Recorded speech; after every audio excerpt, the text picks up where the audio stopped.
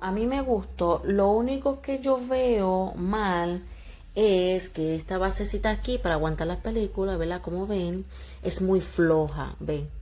So, eso aparte no me gustó mucho.